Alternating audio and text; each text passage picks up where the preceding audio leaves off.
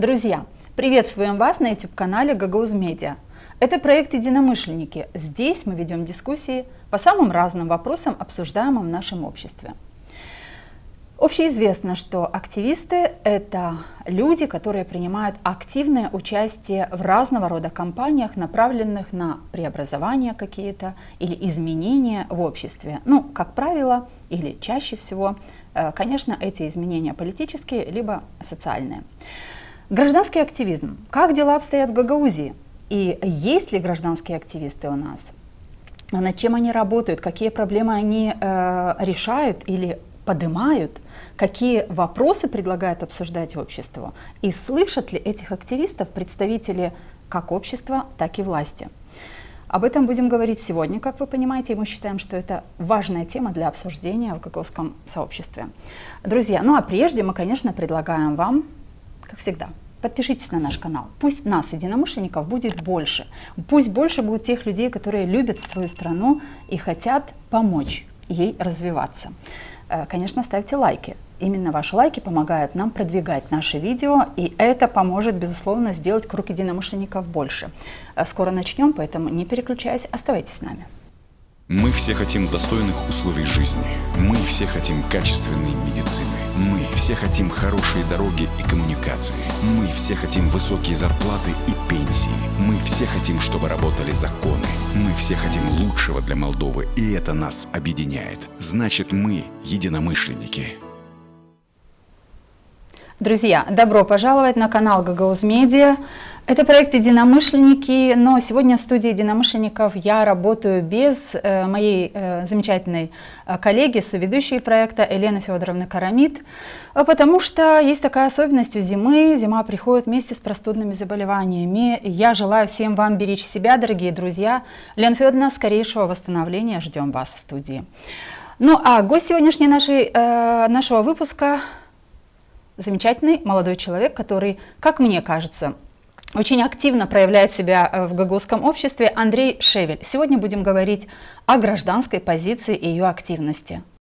Андрей Шевель – гражданский активист, вице-президент футбольного клуба КФЛ. С 2023 года директор молодежного кафе «Атмосфера кафе Камрад». С января по июль 2024 года координатор регионального совета учащихся Гагаузии. С 2019 по 2022 годы председатель студенческого совета Камрадского государственного университета. С 2020 года по 2021 годы преподаватель школы села Ферапонтьевка. С 2020 года по 2021 заместитель председателя молодежного совета муниципия Камрад. С 2017 по 2018 годы вице-председатель Союза гагаузской молодежи. В 2016 году избран председателем правления общественного объединения «Культурное наследие Буджака». Образование. С 2019 года обучался в Камрадском государственном университете по специальности «Русский язык и литература». В 2019 году завершил обучение в Камрадском педагогическом колледже по специальности «Социальное обслуживание». Добро пожаловать, Андрей. Давай начнем дискуссию с того, что зачем тебе вообще вот эта история про активизм? Молодежи что, некуда девать свои силы, нужно активничать? На самом деле есть куда, и мне многие мои знакомые часто говорили, что ты не тем занимаешься, займись каким-то другим делом. Но я скажу так, в этой жизни помимо работы для себя, в свое же благо, ты должен подумать и о том, что ты можешь полезное привнести для того, чтобы было не только тебе хорошо, но и другим. Андрей, высокие слова скажет сейчас кто-то, глядя на эту передачу. Да. Ну что значит не только себе, а еще кому-то? Потому что когда ты начинаешь жить не только для себя, но и для других, ты становишься намного счастливее. Вот я скажу по себе. А как это жить и для других? Не быть эгоистом, подумать о том, в чем нуждается твой ближний, подумать о том, как сделать лучше то сообщество, твой населенный пункт, там, где ты живешь. Потому что если каждый начнет думать именно таким образом, то и государство, и общество, оно станет намного лучше. Потому что я считаю, что вот как раз-таки одна из проблем актуальных нашего сообщества, это вот этот вот эгоизм. То есть мы думаем исключительно там, для себя, как было хорошо вот до твоей калитки, а то, что дальше твоей калитки творится, мне все равно. Но рано или поздно, как минимум в период выборов, да, мы приходим к тому, что мы должны думать о том, а как сделать так, чтобы было хорошо и стране в общем и в целом. И опять же из-за нашего вот этого вот личного эгоизма мы смотрим не о том, что вот выбрать того кандидата, у которого хорошая предвыборная команда, а выбрать того кандидата, который там лично мне заплатил, лично мне что-то обещал, опять же лично моя какая-то выгода. И потом после выборов мы видим картину, что кому-то хорошо, какой-то узкой прослойке, потому что выиграл их кандидат, который для них конкретно что-то обещал, удовлетворил какие-то их личностные потребности, прихоти и так далее. Но в общем и целом плохо стране. Вот, поэтому надо начинать жить и для других. Вот, а сколько у таких твоих рассуждений, вот таких единомышленников, сколько людей, которые поддерживают такую позицию, какая у тебя? Очень выверенная и правильная, на мой взгляд. Вы знаете, их не так много, но даже это небольшое количество людей, оно в состоянии делать вот иногда большие дела.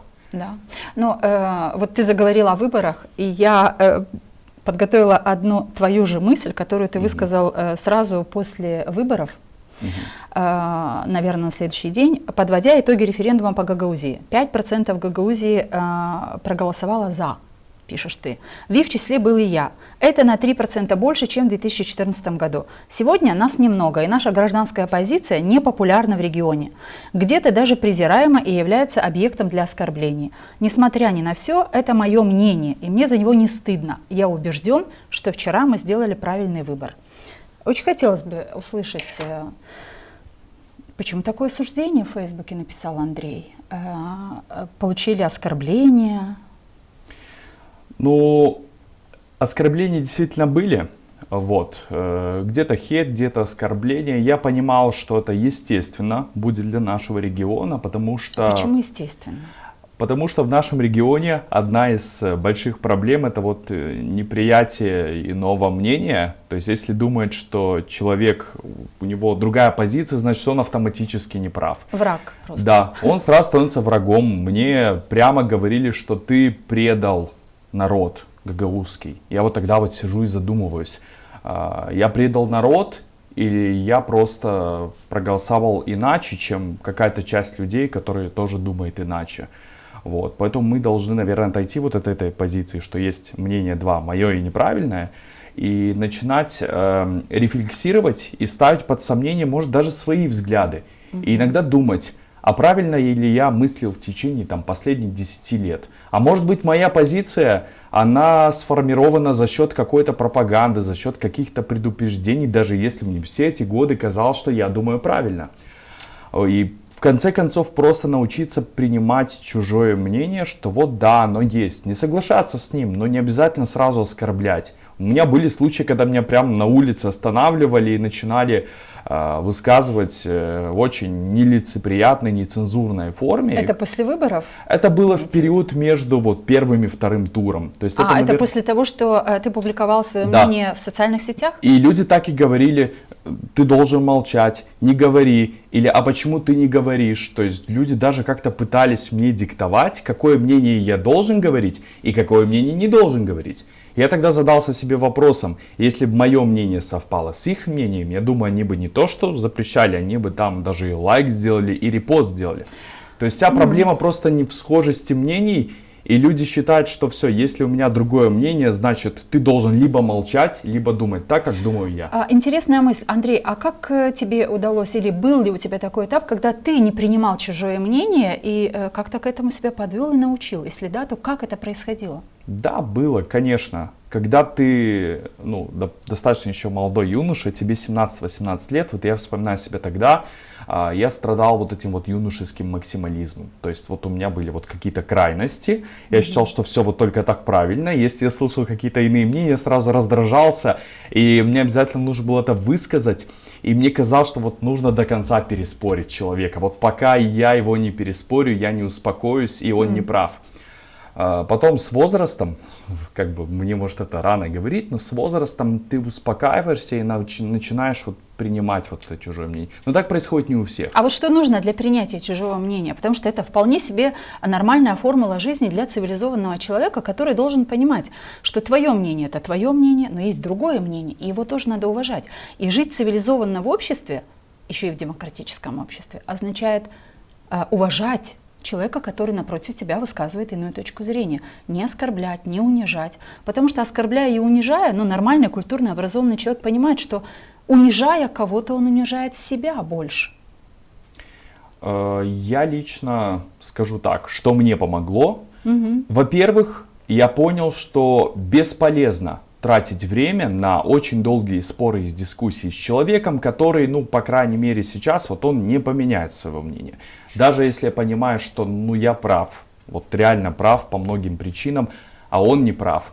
Я понимаю, что нет смысла. Ты можешь сказать ему, ты услышишь его, если ты видишь, что эта дискуссия она далее бесполезна, нет смысла дальше. А по-твоему, тратить. дискуссия должна быть направлена только для того, чтобы поменять чужое мнение, либо может быть направлена для того, чтобы проинформировать, расширить кругозор этого человека?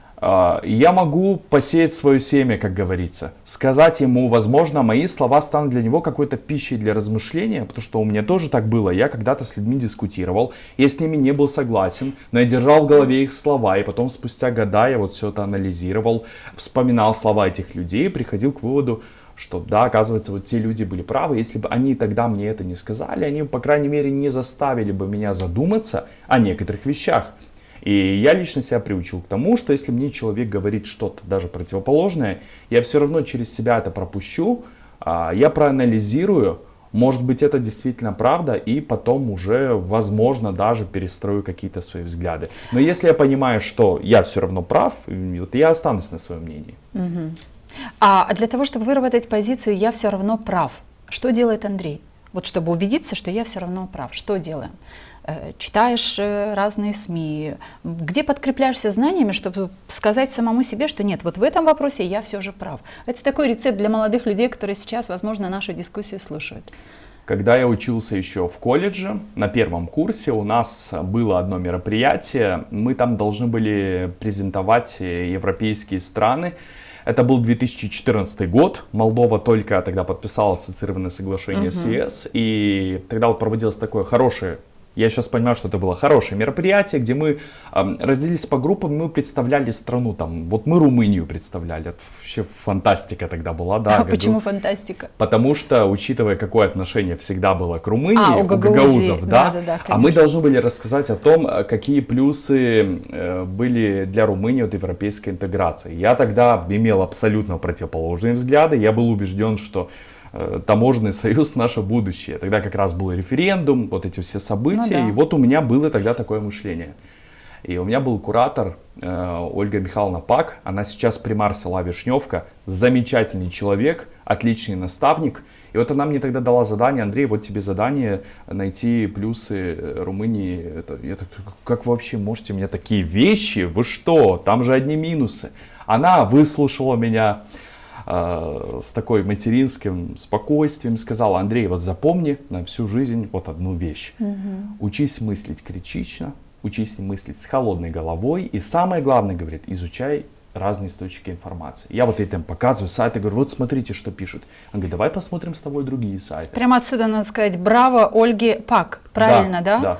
Именно такой подход, в общем-то, должен быть, наверное, у преподавателей по отношению к студентам. И я тогда задумался, что да, действительно, надо изучать, первое, что надо, изучать разные источники информации. Когда у вас открылось СМИ Гагауз Медиа, оно стало таким альтернативом тому, что было до этого.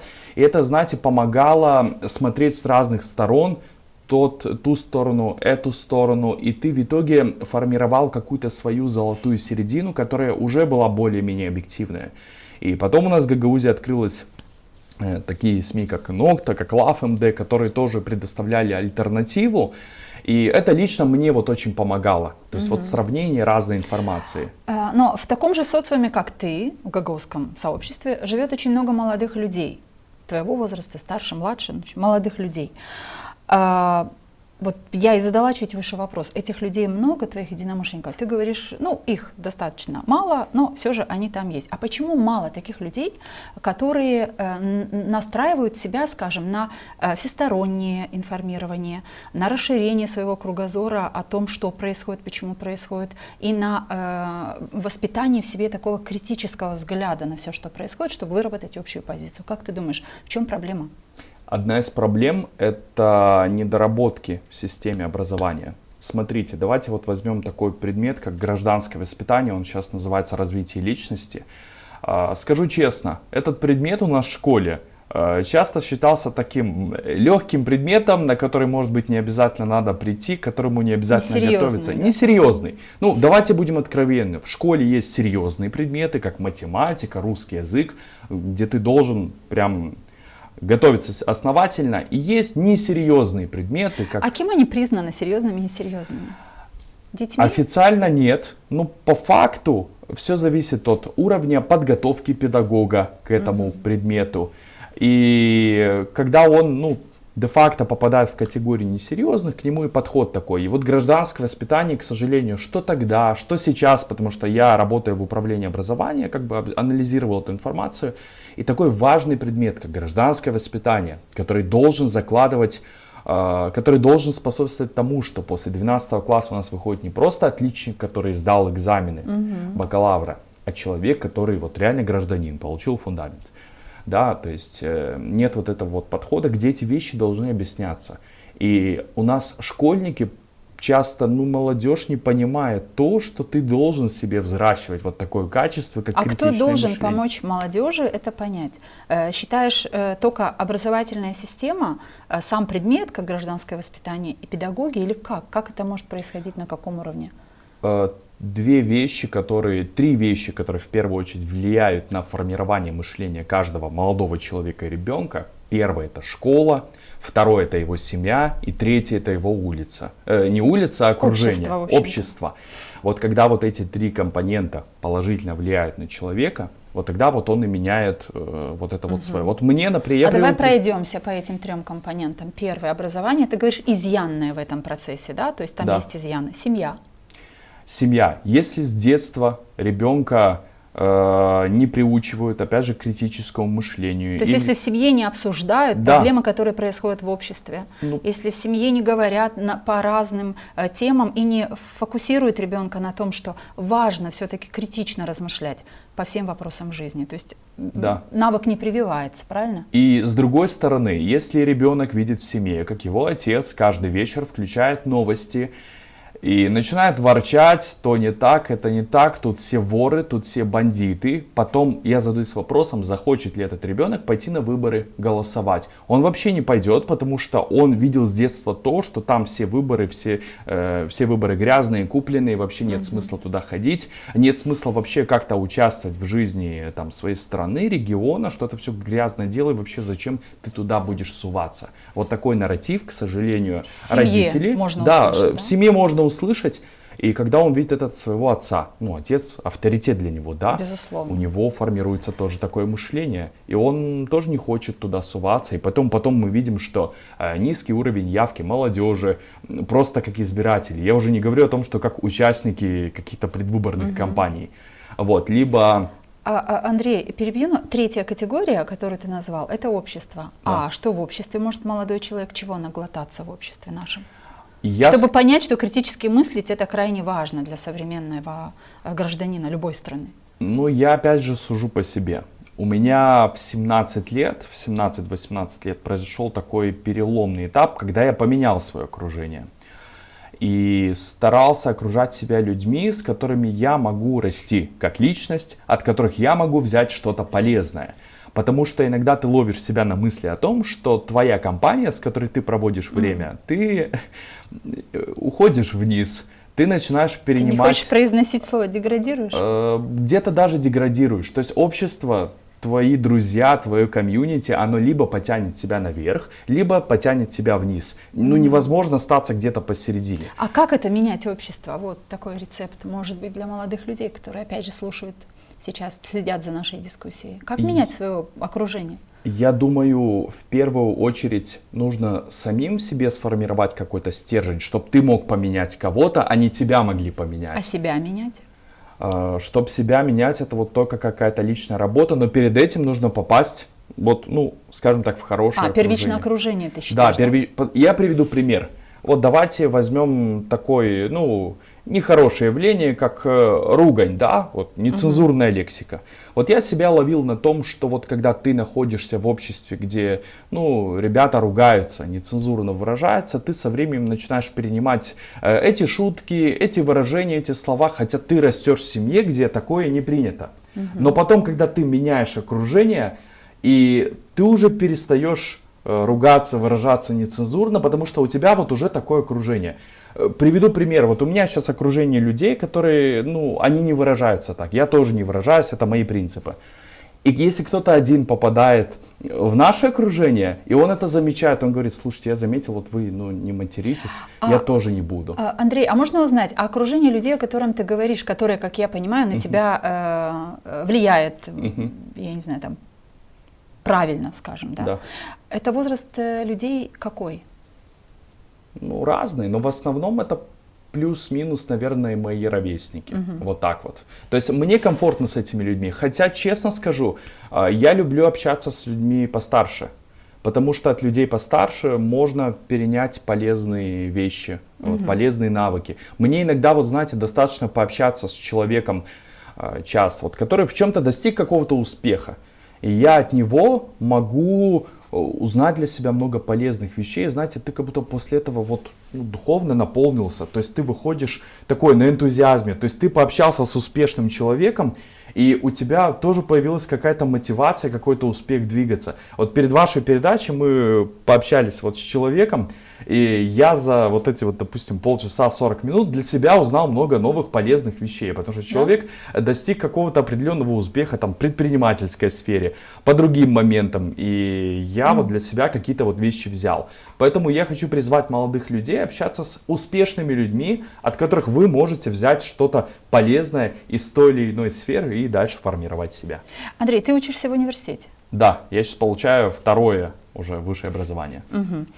Ну вот такой вопрос. Университет, не только наш Камрадский, но вообще университеты по жизни — это такие авангарды общественного мнения. Почему? Потому что там много сконцентрировано молодежи энергичной, молодежи, которая хочет активно что-то делать, придумывает какие-то кампании, внедряет эти кампании, предлагает социуму какие-то, я не знаю, там решения властям. То есть у нее есть храбрость, смелость, есть силы для того, чтобы придумать идею, продвигать ее, собирать вокруг себя людей. Вот так живет Камрадский госуниверситет?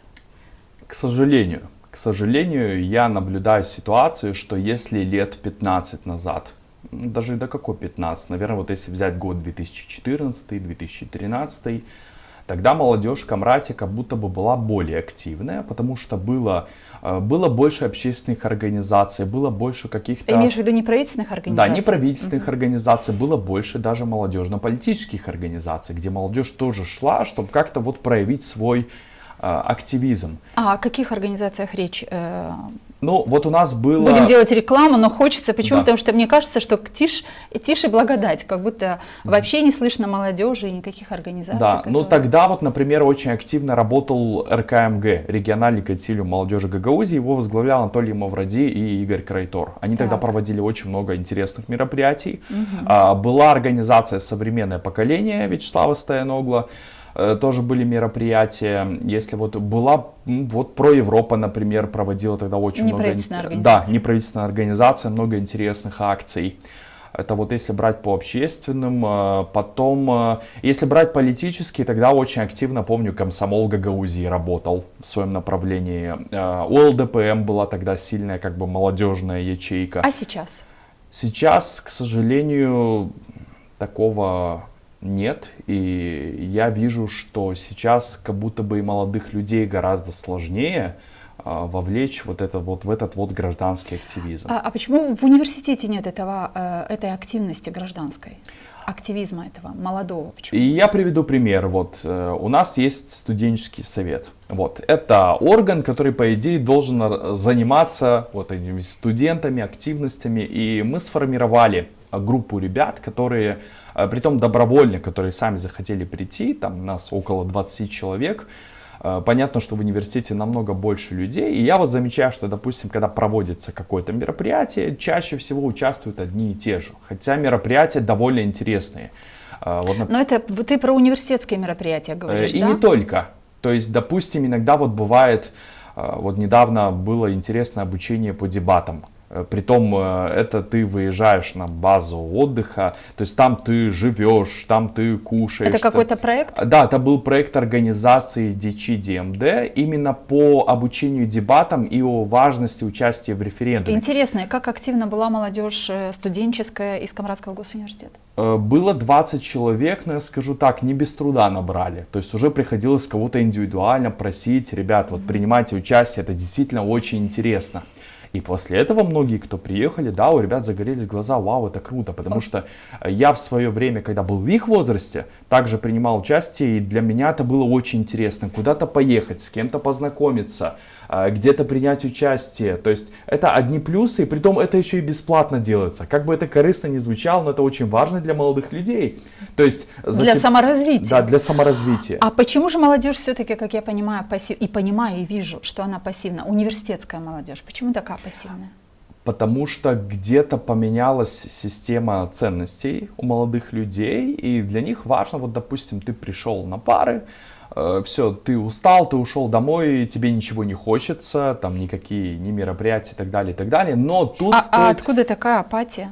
Тут Устал так быстро, ничего не хочется. Молодость, да? Столько энергии, столько сил, с горы можно вершить. Почему такая? А есть ли в университете, я не знаю, какая-то такая командность или активизм какой-то из преподавательской среды, который мог бы быть поддержан и молодежью студенческой? Да, у нас есть молодые педагоги, которые, да не только молодые педагоги, которые стараются студентов, по крайней мере, со своего факультета, своей группы привлекать вот на какие-то мероприятия. Вот есть прям, которые очень активно работают, например, вот на экономическом факультете, там есть как бы достаточно много молодых интересных педагогов, знаете, они постоянно стараются что-то организовать интересное, какие-то квесты, какие-то конференции. У нас вот там, где я сейчас обучаюсь, аграрно-технологический факультет, тоже проходит довольно много интересных мероприятий. На самом деле интересных, полезных, это вот какие-то выезды. То есть есть преподаватели, знаете, такие энтузиасты, то есть они горят что-то делать. А есть те, которые не заинтересованы в том, чтобы их студенты там как-то развивались дополнительно. Вот знаете, зажечь вот этот вот огонь в их глазах и в их сердцах, чтобы им было интересно. Но тут, наверное, стоит сделать замечание организаторам мероприятия, потому что часто мероприятия на самом деле не отвечают интересам студентов. Или темы, которые, знаете, уже банальные, затертые до дыр, и студентам уже вот неинтересно. Но, Андрей, ведь студенческая жизнь, она полна, вернусь опять же к этому, такого студенческого активизма. Если пассивно студенческая молодежь, мы сейчас говорим про Камрадский госуниверситет, потому что одно из самых больших учебных заведений, где сконцентрировано большое число молодежи, то о чем это говорит для жизни гагаузского общества? У нас единственный Камрадский госуниверситет, единственное место, где самые-самые продвинутые молодые люди обучаются в расцвете сил, и тише благодать, ничего не слышно, что они думают об обществе, о процессах происходящих. О чем это говорит? Это говорит о том, что у них не был заложен фундамент еще тогда, когда они были младше. Чтобы придя вот в Камрадский университет, допустим, они вот были очень активные до этого, они пришли в Камрадский университет и дальше это все продолжили. То есть у меня лично, вот как у председателя студенческого совета, да, вот были такие ожидания, что вот мы сейчас получим таких первокурсников активных, но приходят ребята, которые как бы в школе были пассивные, либо в школе их очень сильно, знаете, вот достали вот этим вот активизмом, потому что я заметил такую проблему, что сейчас реально школы перегружены иногда мероприятиями, об этом говорят и завучи. Внешкольными? Да, внешкольными. То есть я когда опять же работал в управлении образования, мы часто общались с завучами по учебно-воспитательной работе, и одной из моих обязанностей было предлагать те или иные, они говорили: Андрей, вот очень уважаем, но мы уже устали, те просят проведите это, те просят проведите это и это. А дети, как правило, участвуют, опять же, одни и те же. И они после 12 лет обучения вот уже устали, уже приелись этим. И университет они хотят вот просто спокойно. Ты, по-моему, очень мало времени проработал в управлении образования. Да. А почему ты оттуда ушел? Интересный вопрос вы задали. На самом деле, я старался избегать этой темы, не говорить, но вот коль мы в такой студии, придется сказать открыто. Я работал в управлении образования, я отвечал за региональный совет учащихся Гагаузии, был его координатором, то есть это был такой орган интересный, откуда были собраны представители всех учебных заведений, школьники. То есть чтобы мы слышали проблемы школьников, проблемы учебных заведений, делали какие-то интересные проекты. Это была хорошая идея, но в феврале того же года у нас состоялась встреча с президентом Республики Молдова Майей Санду. 2 года назад она приезжала к нам в Камбрадский университет, и тогда я задал вопрос, что хотелось бы встречи студентов с нашим президентом, потому что понятно, что у нас, как и у всех граждан Республики Молдова, есть к ней вопросы. На которые мы хотели бы получить ответ. У нас была встреча на территории президентской резиденции, да, в Кондрице. Была очень хорошая встреча, как бы не политического характера. Мы задавали разные вопросы, хотя меня интересовала тема Гагаузии, тогда у меня была возможность больше вот с ней подискутировать на эту тему. Я услышал ее ответы, как бы сделал для себя выводы, но считаю, это была полезная встреча. И эта встреча моя... Положила конец, что ли? Да, она не понравилась региональным властям, мягко говоря, не понравилась башкам. Задавая этот вопрос, я вообще не думала, что получу такой ответ, по меньшей мере, потому что, можно по разным вопросам жизни гагаузской автономии можно услышать, что виновата Майя Санду, правительство, страна, но и в таком вопросе, как почему ты так мало времени поработал в управлении образования. Было на самом деле желание реально дальше там работать, продолжать то дело, которое я начал, но для меня было очень неприятной новостью, что я не просто перестал там работать, а о том, что я перестал там работать, я об этом узнал даже не из того управления, где я работал, а вообще от других людей, третьих лиц, которые мне говорят, а ты в курсе... Третьи лица это кто? Кто управляет? Управлением образованием, помимо управления образованием? Не то, что управляющие, просто люди со стороны, они мне как бы просто в один день сказали, ты в курсе, что с тобой не продлевают трудовой договор? Я тогда удивился, пришел и вот просто без объяснения причины, но я-то понимал причину, в чем дело. И вот так вот и закончилась моя работа в управлении образования.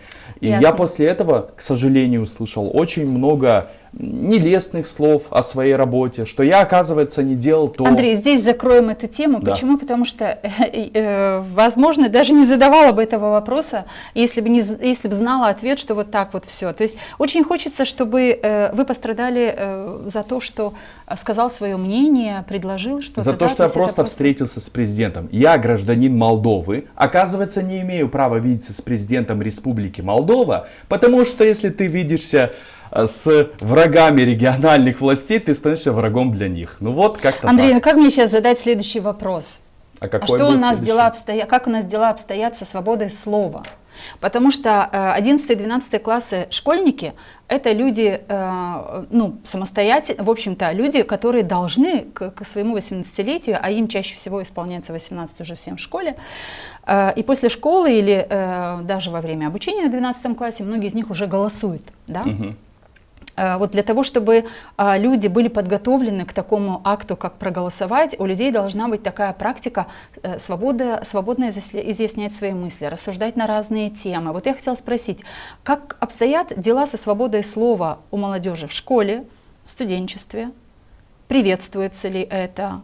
И тут вы мне такую историю про то, что но если ты работаешь... По какой причине были уволены с... Если ты работаешь в структурном управлении исполнительного комитета, к сожалению, при нынешней власти, да и не только при нынешней, наверное, не только при нынешней, ты не должен выражаться иначе. Потому что у меня был другой пример, когда я написал публикацию про то, что у нас региональный лагерь олимпийцев в плохом состоянии, потому что меня дико возмущал тот факт, что у нас строится парк развлечений для детей, но при этом те объекты, которые там есть, к нему нет нормальной дороги, домики находятся в плохом состоянии. Я там просто пробыл 2 дня в дождливую погоду, и я в итоге взорвался, не выдержал, написал по этому поводу, и мне сразу позвонили, сказали, что не надо так выражаться, это не решает проблемы, и самое главное, эта проблема решается. Ну, как мы видим, решается до сих пор, но не решается. То есть фактически запретили говорить на эти темы те люди, которые с этим предложением к тебе обратились, да? Да.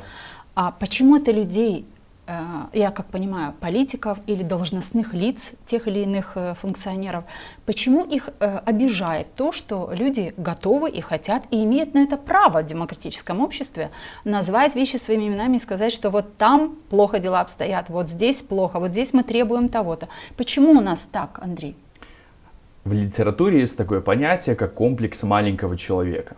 И этот маленький человек, он все время хочет казаться больше, он пытается создать вот этот вот образ, что он что-то решает и он что-то может. И ему неприятно, когда ему говорят, что тут проблемы, там проблемы. И ты не должен про него говорить ничего плохого, только хорошее, создавать имидж хорошего политика. А мы видим страны на территории постсоветского союза, где это очень активно практиковалось, что наш лидер, он должен быть только хороший, он там... Идеализировать. Да, он политик, лидер, борец и так далее, и все. И ты не должен говорить ничего плохого. И, к сожалению, я вижу, что региональные гагаузские власти, они перенимают опыт своих коллег-друзей, и глава региона, он должен быть только хороший, про него нельзя говорить ничего плохого. Это было и несколько лет назад, это, к сожалению, есть и сейчас. И что из этого невозможно выбраться?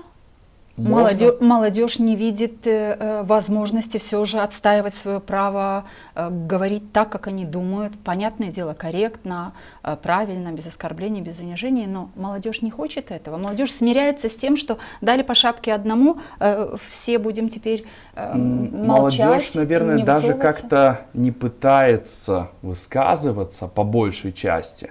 Я вот в нашем регионе очень много встречаю людей, которые при личной дискуссии, оказывается, все знают и все понимают. И ты им задаешь вопрос, а почему ты молчишь? А вот почему они молчат? Что они говорят? Они говорят, мне это не надо. То есть у нас, знаете, люди пытаются быть такими вот, миротворцами. А к чему это может привести, Андрей? Это приводит к тому, что меньшинство, на самом деле меньшинство людей, которые ведут деструктивную работу, приходят к власти и управляют большинством, которые просто это все терпит. Смолчало. И даже проглотило. И все. Андрей, я где-то вычитала у тебя, опять же, возможно, в Фейсбуке, некий пост, в котором ты говорила о том, что подводил какие-то итоги десятилетия твоего мировоззренческого восприятия того, что происходит вокруг тебя, в обществе, в котором ты живешь. И ты делал такую параллель 2014 и 2024. И, в общем, суть этой твоей параллели, этого поста, говорит о том, что как ты от влюбленного в таможенный союз и ярого человека, яро продвигающего таможенный союз, стал человеком, который придерживается и очень убежденно верит в то, что проевропейский путь — единственный путь для Молдовы. Как произошла такая трансформация? А вот как очень коротко, как это происходит? Если коротко, 3 вещи, о которых я говорил ранее. Первое, я начал изучать и другую сторону, а не только одну. Второе, это окружение.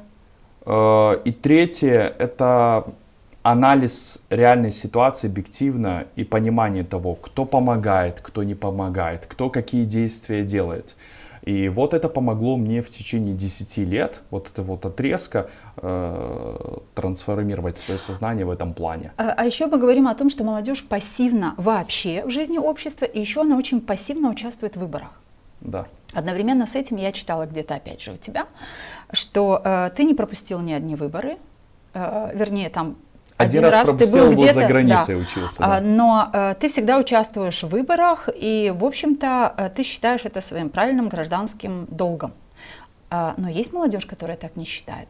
Общаешься ли ты с ними, и знаешь ли ты, почему молодежь не ходит на выборы? Потому что это очень часто фиксируется по итогам выборов в Гагаузии, что молодежь пассивна. Да, они не ходят на выборы, потому что, как я уже говорил ранее, часто вот с дома навязывается вот этот нарратив о том, что... Но даже с навязанным нарративом все равно не участвует молодежь. Да, не участвует, потому что они считают, что да там все куплено, да нет смысла вообще голосовать и так далее. И государство там уже все решено. И я тогда таким людям задаю вопрос, говорю, тогда вот вы после выборов, после дня выборов, вы не имеете права ни одного критического слова говорить в адрес правительства. Если вы не участвовали. Потому что вы не участвовали. Если вы не внесли свой вклад, вы не вправе что-то требовать. Я имею с них право требовать. Почему? Потому что я пошел на выборы, я проголосовал, и я буду, дергать в хорошем смысле этого человека, потому что я за него, тем более, если я за него проголосовал, и он выиграл выборы. Там, знаете, ответственность вдвойне, потому что человек получил мандат моего доверия. И моего доверия. Да, потому что доверие — это же самое важное, что самое дорогое, что есть сегодня, это вот доверие. Его сложно получить, и его очень легко потерять. И у меня бывали, да, такие ситуации, когда я вот голосовал за одних, потом я понимал, что нет, эти люди там за год, за два, даже быстрее. Андрей, активный гражданин — это тот гражданин, который проводит какие-то акции. Начали мы эту дискуссию с того, что ты говоришь о том, что надо делать какие-то благие дела еще для кого-то, не только для себя, и как-то избавляться от вот этого эгоизма, Да. который присущ каждому человеку. Но вот что делает активист? Потому что, смотрите, гражданскими активистами в нашем обществе гагаузском называют себя очень многие люди. И Почему ты патриотами. улыбаешься? Да. Ну, потому что это понятие гражданский активист и патриот, оно, знаете, стало таким нарицательным в последние годы, потому что люди, которые, на мой взгляд, которые мало что имеют с реальным вот патриотизмом, они очень, и знаете, они решили, что они патриоты и они гражданские активисты. А что для тебя гражданский активист в таком случае, чтобы... Для меня гражданский активист — это человек, действия которого не несут какой-то деструктивный характер. То есть люди, которые организовывают митинги сегодня, вчера и позавчера, и обещают это делать всегда, они не гражданские активисты, по-твоему? Да, интересный, конечно, вопрос. Я за, когда люди проявляют, когда люди говорят об этом на площади, даже во время митингов, хотя я стараюсь, честно, не сильно участвовать в таких вещах. А почему? Ну, потому что я больше за реальные дела. То есть, чем тратить свою энергию вот на вот это вот все, я за то, чтобы вот сделать что-то полезное. Я за то, что если я хочу как-то поменять эту ситуацию, делать что-то, чтобы эта ситуация менялась. Потому что можно кричать долго и до бесконечности. Ну, допустим, давай смоделируем такую ситуацию. Вот проводят гражданские активисты, как они себя назвали. Часть из них работает в исполкоме, но все равно остаются гражданскими активистами, даже если они советники Башкана. Это вообще удивительно, но как-то это так происходит. Вот ты как активист, как человек, имеющий свою позицию, приходишь на митинг, который организовали вот такие гражданские активисты, и ты высказываешь свою позицию совершенно противоположной той, которую продвигают люди. Это возможно или нет? Для тебя это возможно? И возможно ли это вообще для любого молодого человека? Ну или не молодого? Ну, я бывал раньше на таких митингах. Мне казалось, что это, знаете, какие-то вот правильные вещи, и вот мы не должны молчать. И да, эти люди, они вот говорят правильно. То есть у меня на самом деле было мнение об этих людях раньше. Да, вот это вот реально борцы за нашу автономию, за наши права. Вот никто не делает, а они говорят. Сейчас я смотрю на это все иначе. И я понимаю, что иногда даже нет смысла приходить и там что-то говорить, потому что тебя все равно не воспримут. Те люди, которые там собраны, а эти люди собраны там не стихийно. Не потому что они болеют за автономию, а потому что их привезли и потому что им, возможно, заплатили. То есть сложно говорить вот такому вот контингенту людей и пытаться донести до них какую-то мысль, потому что ты вызовешь только негатив и так далее, и ты в это время можешь заняться более полезными вещами. А давай попробуем себе представить вот такую ситуацию. В Кишиневе граждане, не в Кишиневе, а во всей Молдове, граждане Молдовы следят за тем, что происходит в Гагаузии. И видят из одного раза к другому разу только вот такие митинги, таких гражданских активистов, которые вот... Потому что активист — это не тот, который говорит всегда на митингах. Активист — это человек, который что-то уже сделал, да? То есть объявил какую-то, я не знаю, там, кампанию, акцию. Эта кампания или эта акция принесла очень много пользы обществу. Я не знаю, там, деревья посадили, экологически от какой-то проблемы помогли избавиться стране, городу или региону, неважно. Вот это люди, активисты, да, в правильном понимании, на мой взгляд, этого слова гражданские активисты, которые что-то делают, как ты вначале сказал, принося какую-то пользу своими действиями. А когда гражданские активисты, вот такие, какие они есть, собираются из раза раз на эти митинги, следят за ситуацией граждане Молдовы, говорят, а у них что, только вот так? А у них других мнений нет? А других голосов из автономии услышать невозможно. Как ты думаешь, таки не слышно других голосов? Почему в автономии? Знаете, То есть мы слышим только вот эти, да, как выгоняют журналистов, как оскорбляют журналистов, приехавших из Кишинева, сделать какие-то репортажи по заданию своих редакций. И, в общем-то, в демократическом обществе это вполне нормально, чтобы каждый гражданский активист понимал, что ты не можешь журналисту нагрубить, нахамить, потому что журналист это тут же осветит, правильно? Да, и в конце сделать замечание по поводу цвета волос журналистки.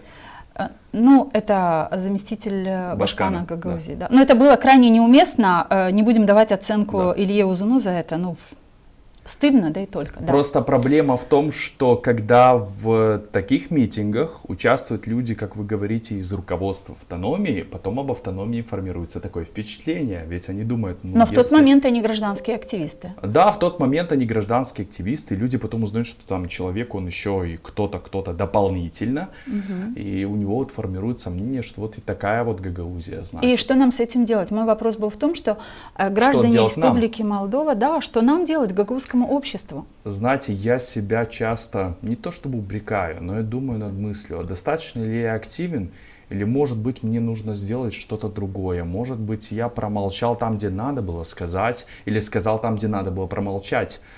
И в последнее время я много думаю над этим, что вот звучат громко, в прямом и в переносном смысле одни голоса, заявления, и как-то... Невыгодные для самой автономии, Да, собственно говоря, и для для его самой жителей. автономии, и может быть тихо звучат голоса тех, которые должны говорить громче, которые должны составлять вот этот вот здоровый противовес, альтернативу. И возможно, если эти голоса зазвучат хотя бы чуть-чуть громче, то большинство людей, они хотя бы получат вот это вот, знаете, выбор, альтернативу и даже обратят, потому что есть много колеблющихся, такая, вот, знаете, серая зона. А что нужно, Андрей, что нужно для того, чтобы появилась какая-то такая сила, которая в лице молодых людей, гражданских активистов, ну или там людей старше, или людей разных возрастов, объединенных, я не знаю, там, или не объединенных, которые будут говорить, делать другие заявления, посылы которых будут очень, я не знаю, формировать какую-то, я не знаю, благоприятную атмосферу жизни общества и сподвигнут людей на какие-то здоровые вещи, нужные автономии. В первую очередь, я думаю, что единомышленникам, вот коль так называется наша программа, нам самим нужно для начала объединиться, сформировать какие-то общие цели, задачи, потому что в чем была проблема до этого? Здоровое общество в Гагаузии, оно на самом деле было всегда. Но, наверное, одна из проблем была в том, что как-то вот каждый действовали местечково. Хотя мне, допустим, мне нравилась очень ваша группа рабочая в Народном собрании, когда вы, Елена Карамит, Михаил Железогло, Александр Тарнавский. И я скажу честно, я радовался. Радовался, что вот в Народном собрании есть группа людей, которые выпускают полезные законодательные инициативы для нашей автономии и так далее, и так далее.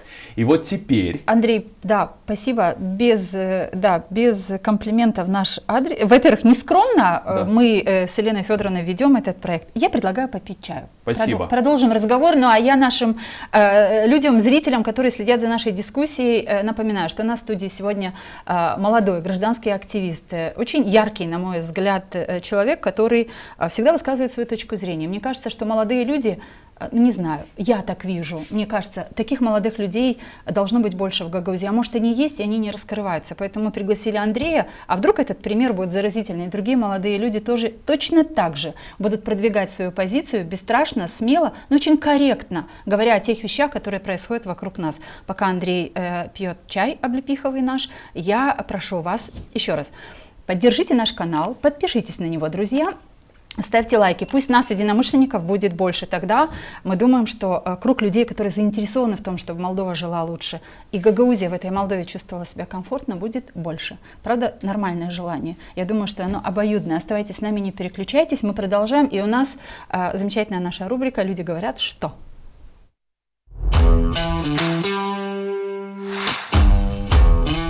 Люди говорят, что...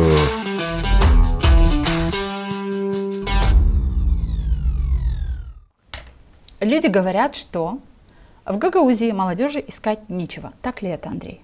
Нет, не так. Почему? Потому что возможности есть, их просто надо искать, о них нужно знать в первую очередь и использовать. А где о них можно узнать, подумают люди, которые нас смотрят? Сегодня, в век интернета, это сделать не так сложно. Есть такой прекрасный сайт, как DSMD, где очень много возможностей для молодых людей. DS.md. Да, DS.md. Есть тот же сайт Камрадского государственного университета, коль мы говорим о местных источниках, где часто выставляются очень полезные возможности для студентов и не только. Есть Techville, центр Techville, где тоже проводится очень много интересных, полезных мероприятий. Молодежный центр Axis. Это вот перечислил самое первое, что пришло в голову, где молодые люди реально могут получать полезную информацию. Кто ищет, тот всегда найдет. Не поспоришь. Люди говорят, что молодежи в Молдове невозможно найти высокооплачиваемую работу. Так ли это? Это не так, потому что работа и трудовая деятельность каждого человека зависит в первую очередь от этого человека. Конечно, если мы ждем только какой-то поддержки от государства, исключительно, мы не найдем высокооплачиваемую работу, но если изучать рынок, смотреть, какие профессии сегодня, может, появились новые, востребованные и так далее, я думаю, молодые люди в состоянии найти свой путь. Андрей, люди говорят, что молодежь сейчас хочет получать все и сразу. Так ли это? Частично так. Есть очень много молодых людей, которые ищут легкий путь, которые, может, даже не пытаются себя реализовать на родине, то есть им легче уехать куда-то на заработки за границу, там они получают сумму, которая для них кажется большая, да, и вот они думают, это круто, надо еще раз поехать, и они вот не думают, к сожалению, о том, что как бы вот тут вот закрепиться и начать строить себя у себя. Ты же не будешь бесконечно ездить на заработки, правильно? Люди говорят, что у молодежи на уме только гаджеты и соцсети. Нет, я не соглашусь. Тут нельзя обобщать. Опять же, есть разные ребята, но сейчас, опять же, в этих гаджетах, соцсетях они могут получать и полезную информацию. Я тоже провожу очень много времени в телефоне, но я знаю, что это время проходит для меня с пользой. Люди говорят, что молодежь сконцентрирована только на материальных благах. Так ли это? Опять же, это не так, опять же, я бы не стал обобщать, то есть разные люди, есть люди действительно меркантильные, потому что та система ценностей, которая сформирована в современном обществе, она вот иногда навязывает, что вот машина дорогая, и телефон у тебя должен быть дорогой, и одежда, и так далее, и так далее. Мы как бы вот в погоне за этой планкой все время загоняемся, но есть много и людей с здоровой системой ценностей, которых помимо материальных благ, это неплохо, это тоже нужно, но и помимо материальных благ, вот какое-то вот духовное внутри тебя тоже должен быть, твой внутренний человек, вот какой он, вот, его надо формировать. Андрей, я знаю, что ты не говоришь на гагаузском языке, но тем не менее нас интересует. Люди говорят, что молодежь стесняется говорить на гагаузском языке. Так ли это? Как минимум в университете. Ты слышишь гагаузскую речь? Ребята, приезжие из сел, между собой, да, вот еще говорят на гагаузском, но по большей части, вот, к сожалению, нет. Это где-то из-за незнания, где-то из-за, вот, как вы говорите правильно, стеснения своего языка. Не у всех, но у многих это вот есть. А как ты думаешь, почему стесняются своего родного языка люди? Во-первых, им навязали такую мысль, что вам гагаузский вообще не нужен. Где вы его будете использовать? Вот я часто такое слышу, хотя мы все прекрасно знаем, что знание гагаузского языка — это возможности в тюркском мире. Вообще знание любого языка это да. Ты становишься на ступень выше как специалист, ты становишься более ценным. Я в своей жизни сталкивался с ситуациями, когда знание мною гагаузского языка помогало мне. У меня был период, когда мне приходилось по учебе жить в одной комнате с парнем с турком, и если бы я не знал гагаузского языка, мы бы общались вот, максимум жестами. Но вот какое-то хотя бы вот это вот базовое знание гагаузского языка помогло нам общаться и так далее, и так далее. А как ты думаешь, почему молодежь, гагаузы, которым вот внушили, как ты говоришь, да, что зачем, некуда идти с гагаузским языком, незачем, следовательно, его изучать, почему они не могут переубедить как минимум себя в том, что это мой родной язык, и его надо знать хотя бы потому, что это мой родной язык?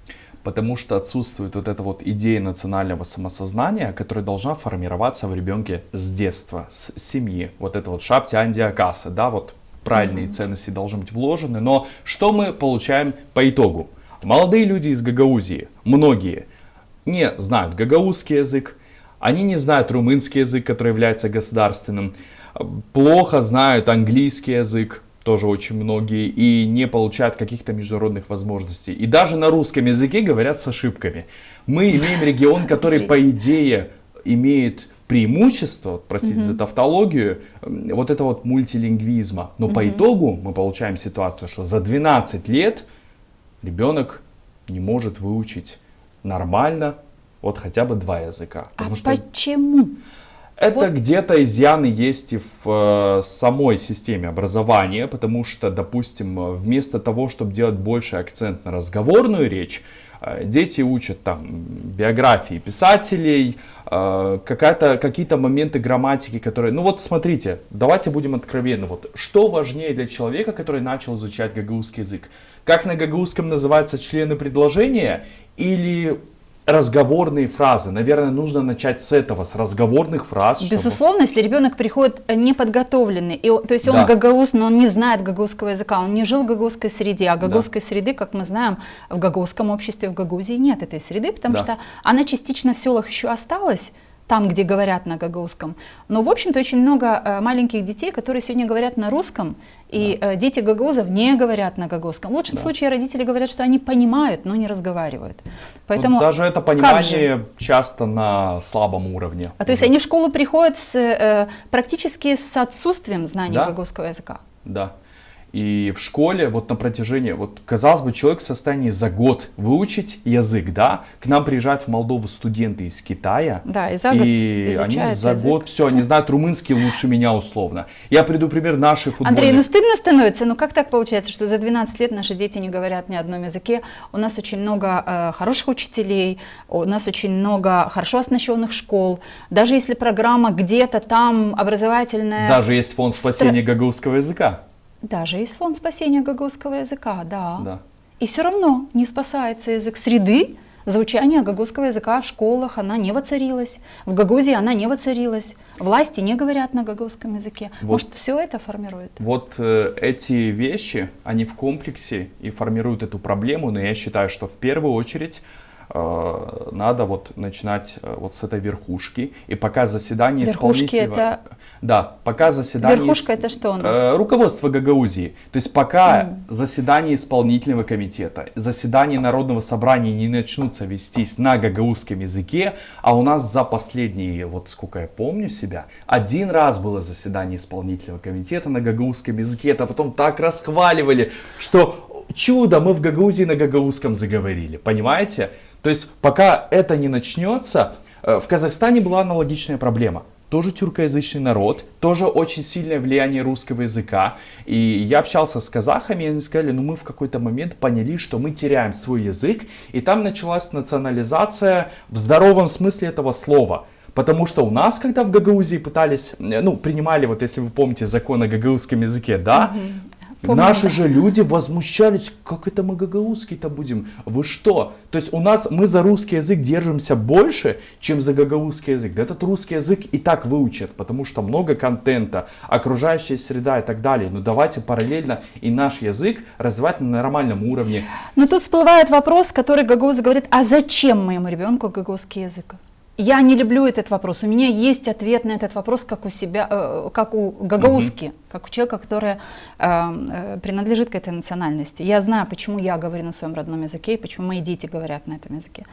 Но у людей есть такой вопрос: зачем нашим детям гагаузский язык? Оставим это на усмотрение тех людей, которые еще не разобрались, зачем анадили, родной язык.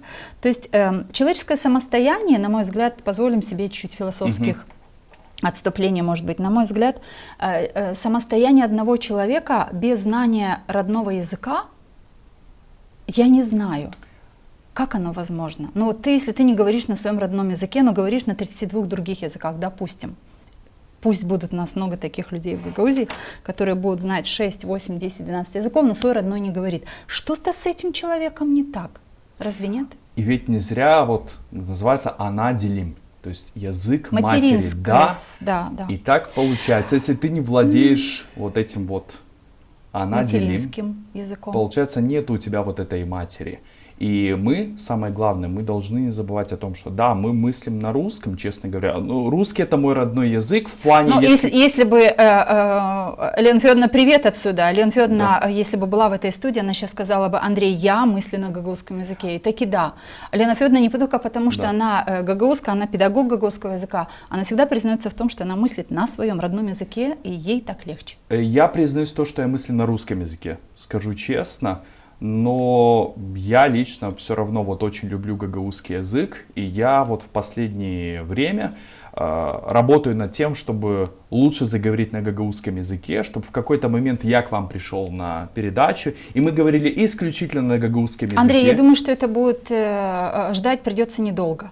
Правильно? Да, я надеюсь. Последний вопрос нашей рубрики. Мы затянулись вопросом по языку, но, видимо, это Да. на самом деле нас волнует. И как это может не волновать, если это основной атрибут жизни гагаузской автономии? То есть, если нет языка, то нет автономии. Помните, в 90-х вот было движение «Милет Санджусы». Ну да, какое Бенда красивое. Санеромани Гагауз делин проблемасы bu «Милет Санджусы».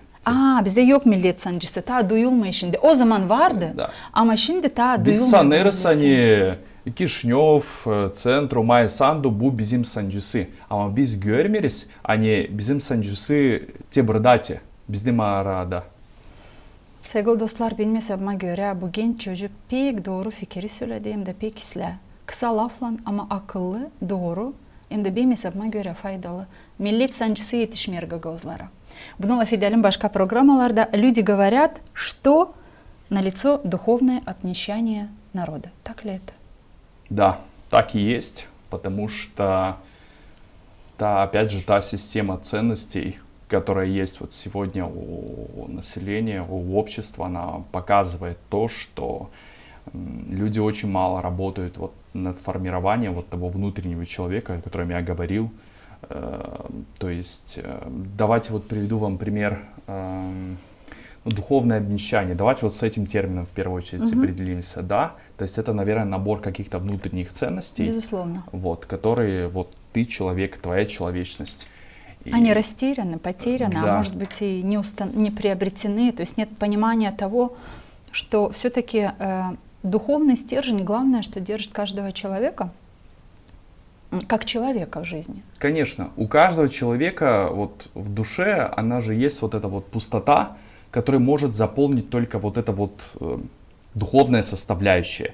Кто-то называет это вера в Бога, кто-то называет это иначе, но я считаю, Но что это набор должен... каких-то ценностей. Да, это культурных. должно быть, потому что мы часто вот эту пустоту, мы пытаемся заполнить ее какими-то другими вещами. Я беру пример молодых людей, то есть мы пытаемся это заполнить развлечениями, друзьями, деньгами, материальными благами, но это все такие временные явления, которые имеют такой сиюминутный эффект, и потом это все пропадает, ты постоянно ощущаешь вот этот вот поиск, вот эту внутреннюю пустоту, смысл жизни, как мы это называем. И Ну мы да. опять пытаемся заполнить это другими вещами. Но пока ты не будешь иметь в себе вот эту вот духовно-моральную составляющую, как бы я не буду сейчас говорить вера в Бога, хотя я лично, я верующий человек, я христианин, и я счастлив, что у меня есть вот эта вот духовная составляющая, которая лично мне очень помогает по жизни.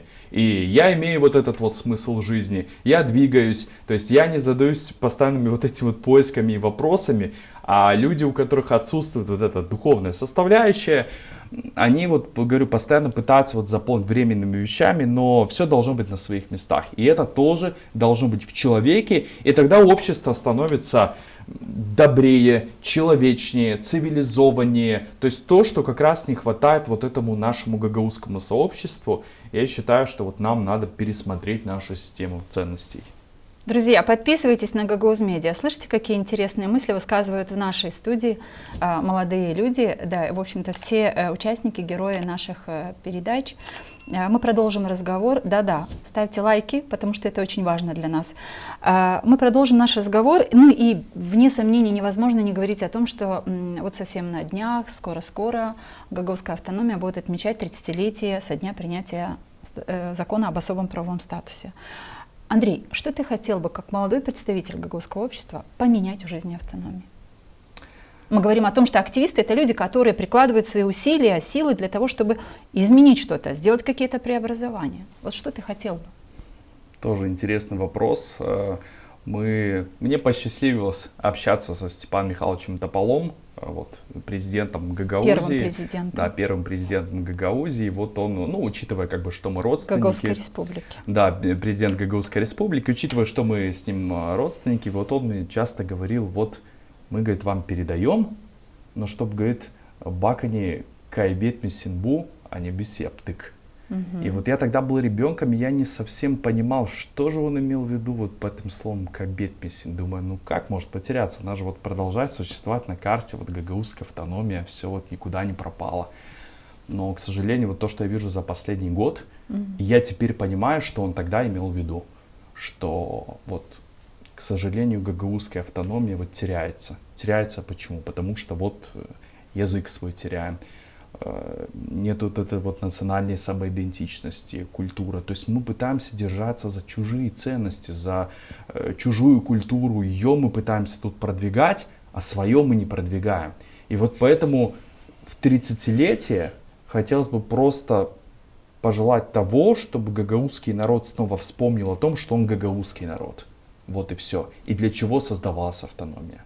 То есть для чего люди сидели в тюрьмах, лишались чего-то, свободы, боролись за что-то. Чтобы у нас сегодня был регион, где мы будем чувствовать себя как гагаузы и вот развивать свою культуру, свой язык, чтобы вот было вот это вот гагаузское сообщество. Андрей, есть молодежная политика в Гагаузии? Нет. Почему я так уверенно сказал? Прям так резко? Я не продолжаю вторую часть вопроса. Скажи, почему нет? Ну, потому что, если мы начнем с того, что закон о молодежной политике Гагаузии не обновлялся с 1999 года, с прошлого тысячелетия, правильно? Вы так часто хотите обновлять? Ну, к примеру, молдавский закон о молодежной политике, его в 2016 году обновили, актуализировали, потому что, понятно, времена идут, и есть много моментов. Ну, вы же сами понимаете, что... Но для кого понятно, Андрей? Для власти, которая сегодня в Гагаузии, я думаю, что им вообще непонятно, что такое молодежная политика, прости господи, и вообще не до этого. И вообще, в принципе, понятно. Политика, да? И вообще, да, вообще, в принципе, непонятно, когда глава автономии, приехавшего вчера, по-моему, да, министра образования в Гагаузии, говорит, приехал какой-то недоминистр. Ну, простите, пожалуйста, но стыдно, безусловно стыдно, потому что не может глава автономии, за которого не голосовала я, но голосовало очень много жителей автономии, и она получила этот мандат доверия от жителей, но не может говорить недоминистр. Почему? Потому что мы говорим сейчас о культуре политической, человеческой, еще о чем-то, но если у нас функционеры вот так общаются, то невозможно устроить правильные отношения. И тут мы видим двойные стандарты, ведь если про Башкана Гагаузии скажут не до Башкан, то я думаю, ей будет как минимум неприятно, а как максимум это вызовет очень эмоциональную реакцию. И, вы знаете... Такое ощущение, что мы играем в кошки-мышки, и это вообще детский сад, манная каша и песочница, в которой затерялись, потерялись главные вещи, над которыми должна думать власть. Да. И мне действительно... А молодежная политика? Что касается вот молодежной политики, вот я уже сказал, это первый момент. Но второй момент. Когда Башкан Гагаузии на принятии бюджета нового на 2025 год говорит о том, что одним из наших приоритетов является остановить отток молодежи из региона. И на этом же заседании Народного собрания, где принимается бюджет, еще больше урезается бюджет на молодежь, и он остается в размере, я сейчас не буду говорить точно, но, по-моему, около 350-380 тысяч леев. Это, внимание, на целый год для целого региона. О какой молодежной политике мы можем вообще говорить дальше, в принципе? Потому что, честно скажу вам, когда новая власть пришла в Гагаузию, я рассуждал с точки зрения того, что ну вот какие бы они ни были, но надо хотя бы попытаться с ними работать. Верно, и ну, внести какой-то свой полезный вклад. И да, меня сейчас некоторые обвиняют, а вот что ты когда-то там с ними встречался. Да, встречался, виделся, потому что я пытался донести те вещи, которые, на мой взгляд, казались правильными. И давайте мы с вами вместе будем работать. И политика, у нас разные взгляды, но вот я пришел с такими-то идеями, если наши в этом плане наши интересы совпадут, а я надеялся, что как бы, ну, все-таки интерес развития автономии, то давайте двигаться вместе. Потому что, скажу честно, я не сторонник того, чтобы все время вот быть в какой-то вот оппозиции, махаться этим штыком. Я за то, чтобы вместе что-то делать.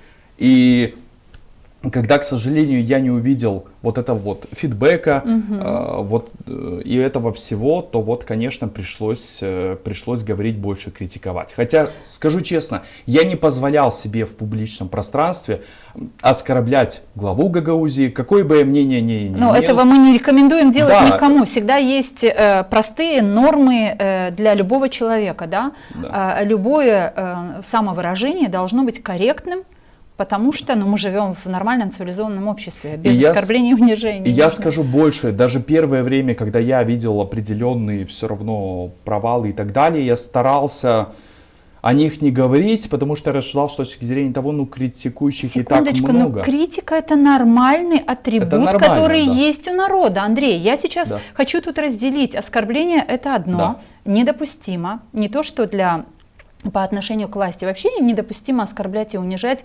Любого человека. это любого неправильно, человека, да, где бы, на какой бы должности он ни находился, если это даже избранное лицо.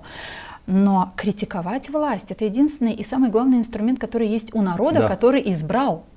То есть человек работает башканом только потому, что люди избрали, значит доверили. Но люди, когда избирали, они не просто доверили на 4 года, скажем, управлять тем-то, тем-то, они оставляют за собой право требовать от этого избранного лица. Не делаешь то, что наобещал, значит сторонку. Но если сегодня урезали молодежную программу, бюджет для молодежной политики, для молодежных программ урезали настолько, то что делает молодежь в ответ?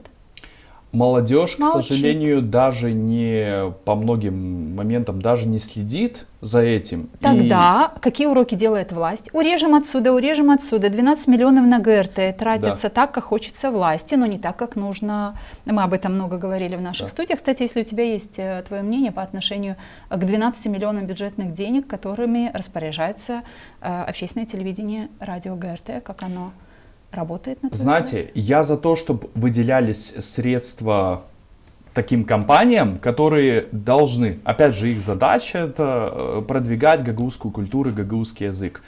Но видя те последние, то, какая политика сейчас там ведется, политика откровенного, ну, скажем так, пропагандирование того, что вот региональные власти хорошие, трансляция вещей, которые не относятся к Гагаузии, когда дебаты, вот что для меня стало вот еще одной такой каплей разочарования, когда предвыборные дебаты в Народное собрание Гагаузии ведет журналист, который вообще не из Гагаузии, который работал до этого на одном из каналов, который был закрыт по понятным нам причинам. Ага.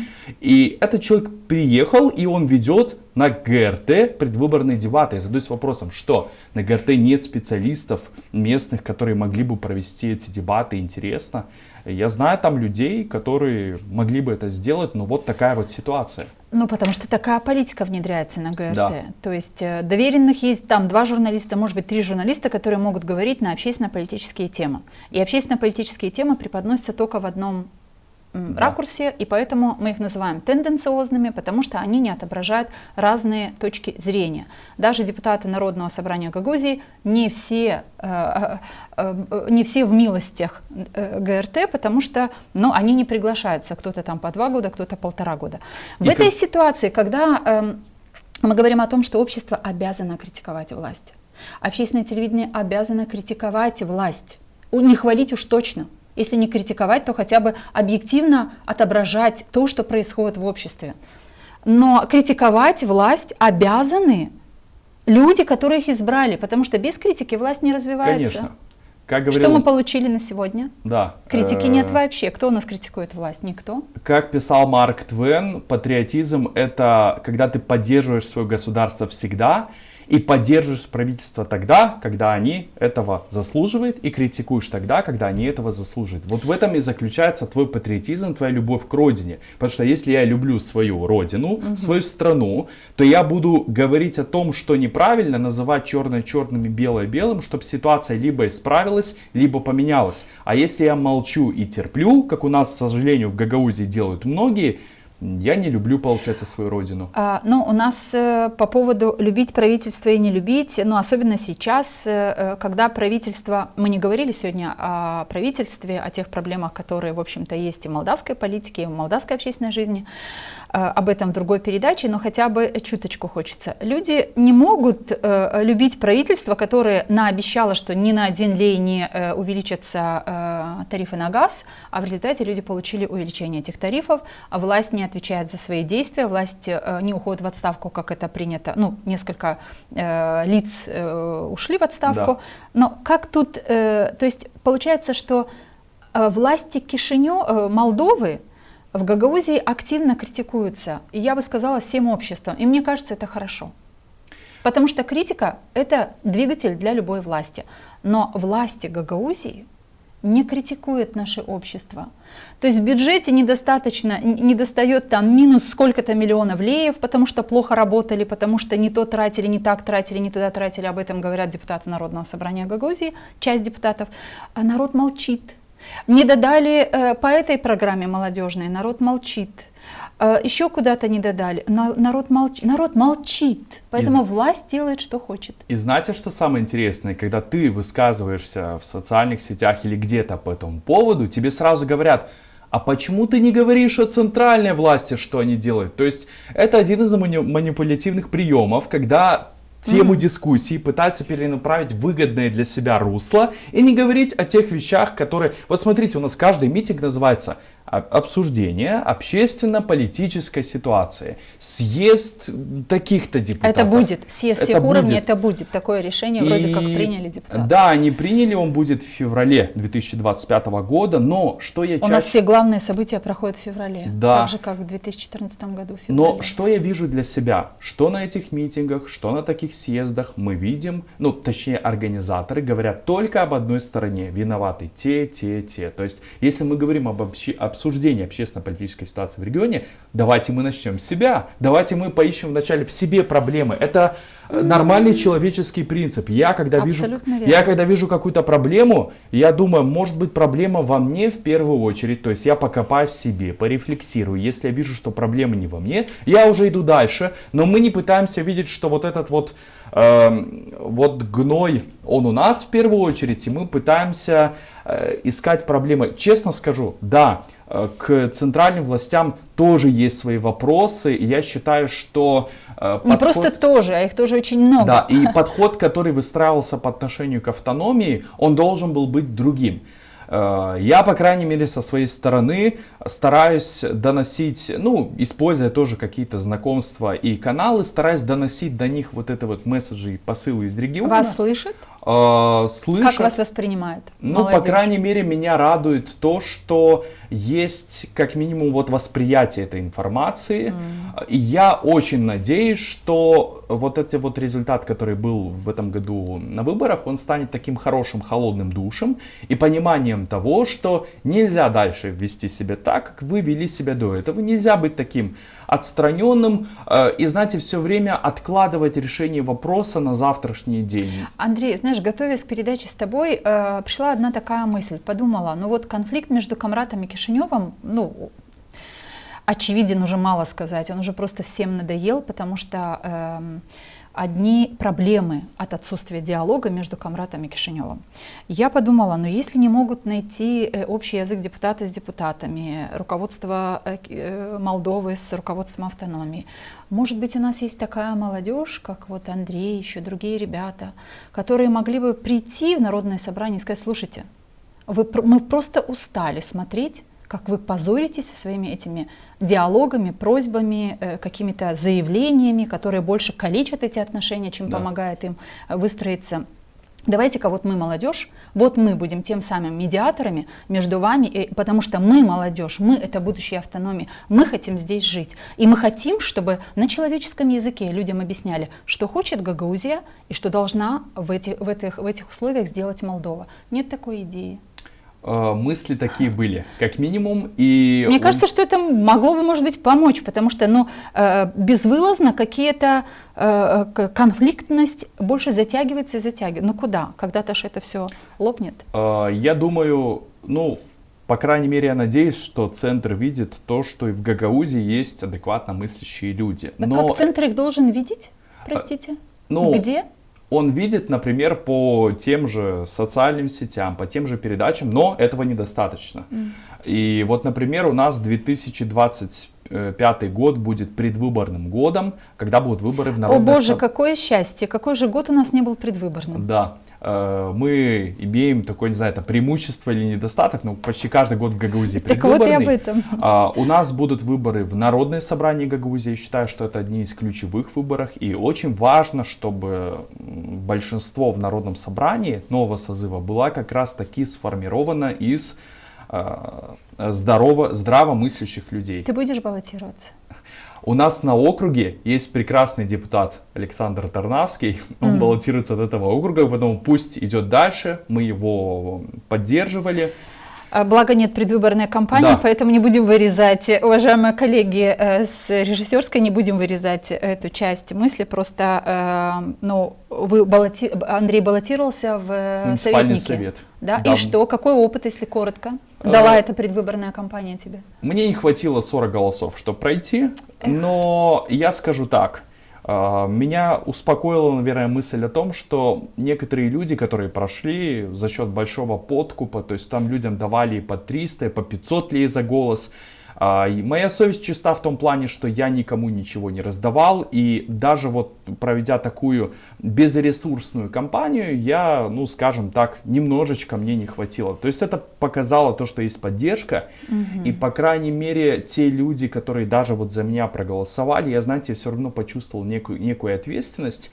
И я тоже стараюсь даже реализовывать те инициативы, которые я обещал в своей предвыборной кампании, не получилось, но я стараюсь сейчас использовать другие ресурсы, чтобы все равно их сделать, потому что все равно люди выразили мне какой-то кредит доверия. И то есть в любом случае у меня тоже, как и у многих людей, которые хотят что-то менять в обществе, есть планы идти дальше и в этой сфере. И я надеюсь, что я все-таки смогу оправдать доверие этих людей. Но одному, конечно, сложно, поэтому нужны единомышленники. Во как! Мы тут сошлись во мнении, что Да. и Гагаузии, и стране нужны единомышленники. Здорово. Андрей, молодые люди, которые хотят в этой стране жить хорошо, которые хотят иметь блага. И в блага они в первую очередь включают рабочие места высокооплачиваемые, условия жизни, условия для развития, саморазвития, т.т. Что должна сделать эта молодежь, чтобы их предложения были главными для всех политических партий, которые выходят на выборы? Я думаю, молодежь элементарно должна начать больше высказываться и говорить, потому что пока мы будем молчать, многие начнут молчать, у государства, у власть имеющих будет складываться впечатление, что они терпят, мы и дальше будем продолжать свою линию. А теперь представьте себе, что и многие реально начнут... Вот даже сейчас урезали бюджет на молодежь, да, у нас остались какие-то жалкие, так скажем, 300 с чем-то тысяч на то, чтобы целый год была молодежная политика. И если молодежь реально начнет требовать, начнет говорить, начнет показывать свое возмущение и недовольство такими моментами, и будет активнее участвовать на следующих выборах, где будет решать судьбу региона таким образом, что пришло руководство, которое реально заботится о молодежи. Потому что я часто... Не только о молодежи, которая заботится о Гагаузии. О Гагаузии, такого да. руководства у нас давно нет. Да, то есть такого руководства нет, но я надеюсь, что выборы, которые будут через 4 года, а может быть даже и раньше, кто знает, они все-таки изменят ситуацию. Вот я искренне в это надеюсь, верю и приложу со своей стороны все усилия, чтобы народ Гагаузии сделал здравый выбор. То есть не то, что я сейчас решил, какой выбор здравый, какой больной, но хочется, понимаете, хочется это развитие, как вы говорили, устали мы за год. Андрей, совсем мало времени осталось до завершения нашего выпуска, и я не могу не говорить о том, что голос Андрея можно услышать и как комментатора футбольных матчей. Голос Андрея можно услышать и как человека, который ведет какие-то торжественные мероприятия. И я же начала-то передачу, в общем-то, мы ее посвящаем, этот выпуск, тому, что мы говорим об активизме гражданском, да, но ведь это тебе что дает? Вот это главный вопрос. Зачем гражданский активизм в твоей жизни? Что это тебе дает? Если бы я рассуждал с точки зрения каких-то материальных благ, вот, заработка, да, получается, так-то не дает ничего в этом плане. Но это, во-первых, расширяет мой кругозор, это помогает мне приобретать те навыки, которые очень нужны любому человеку, как, например, организаторские, менеджерские, умение коммуницировать в обществе. И публичных выступлений. Да, и эти же навыки, они мне потом помогают в моей профессиональной деятельности, например, как ведущего. Потому что я, когда, это был 2014 год, когда я вот начал свой путь гражданского активизма, я скажу так, я был очень закомплексованным человеком. Для меня было большой проблемой выступать где-то. Было очень... И я все время думал, а что же подумают другие? Надо мной будут смеяться, если я захочу там участвовать и так далее. То есть это вот все было навязано. И в какой-то момент я все-таки смог через это переступить. А также, опять же, благодаря гражданскому активизму я избавился от этих предрассудков, перестал постоянно думать о том, а что же обо мне подумают другие. То есть Поздравляю тебя с этим. Спасибо. На самом деле, об Спасибо. этом думать не надо, что подумают другие обо мне. Нужно делать то, что человеку хочется. Главное, чтобы это дело, которое человек делает, укладывалось в рамки нормального человеческого действия, которое никому не вредит, а приносит пользу и самому человеку, и обществу. Да. Поэтому успехов в этом деле. Спасибо. Еще один у меня вопрос.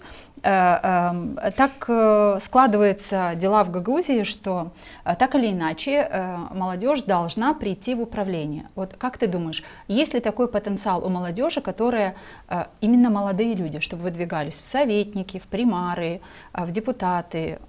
На будущий год у нас выборы, нас ожидают. На самом деле... Есть ли это молодежь? У нас... Если ты общаешься с представителями разных сел, очень коротко. Да, у нас на самом деле молодежь Гагаузии, как и любая молодежь, она имеет какой-то вот свой потенциал, имеет какой-то свои таланты, способности. Я знаю очень много действительно таких вот молодых ребят, которые вот они вот придут, я знаю, что они сделают лучше. Тут проблема в другом, что они не хотят Есть этого. И примары хорошие, молодые, примеры Да. примаров. У нас, вот давайте возьмем в пример вот село Чокмайдан, да, оно из-за того, что как бы и географически находится немножко в стороне, и я заметил, что села Гагаузии, которые вот так вот расположены, там всегда немножко сложнее вот это вот развитие. Но вот мы видим примар, что вот пришел вот этот вот парень Олег Константогло, он за год, я вот недавно читал его отчет, и не только читая его отчет, видя эту работу, я вижу, что парень работает. У нас есть село Кангащик, у нас есть село Дизгенжа. Оптимистически смотрите на то, что молодежь может Да, появиться то есть на арене это, политической. Это примеры Гагаузии. того, что к власти пришли люди, которые по сути являются моими ровесниками там. И вот они за год, за какой-то более, может, чуть долгий срок, потому что в Дизгенже уже второй срок переизбирается примар, Василий это Кобзон. показывает, что у людей, даже старшего поколения, вот в гагаузском обществе, знаете, всегда вот есть вот это вот немножко не очень доверие к молодым Генч людям. и опамыджик. Да. Как бы хотят, чтобы был вот... Оптимистично Да. настроен Андрей, и я присоединяюсь к такому оптимизму, потому что думаю, что очень многие жители автономии хотят вот такого же оптимизма. И завершить мы передачу, вот просто я обязана завершить эту передачу цитатой, которая принадлежит, Андрей, тебе. Спасибо. Цитата. «Во многом мое сознание поменяла поездка в 2017 году в Брюссель и Словакию по проекту «Гамкон». Тогда мне казалось, что это диковинка, увидеть настоящий ЕС, ее столицу, совсем другой уровень жизни и культуры. Это было не приграничье, а сердце Европы. Тогда я усвоил урок. Для того, чтобы говорить плохо или хорошо о чем-то, надо это увидеть. Я вернулся с той поездки с убеждением о том, что ЕС – это развитие и цивилизация». Мое мнение с тех пор не Андрей, поменялось. Да. Вот это написано для того, чтобы просто что-то сказать о ЕС, или это настоящие мысли, которые ты вот так открыто транслируешь людям, и не получил ты оплюх в социальных Хейт сетях имеете за в вот виду? это, да? Оплеуха, не то чтобы оплеуха, я это не называю оплеухой. Мне от этого больнее не становится, когда люди какие-то, тем более особенно с фейковых аккаунтах, пишут в комментариях там какие-то нелицеприятные вещи, гадости и так далее. То есть я в какой-то момент, я, знаете, раньше воспринимал это очень болезненно, что если написали какой-то плохой комментарий, надо ему обязательно ответить и так далее. Потом я понял, ну пишет и пишет.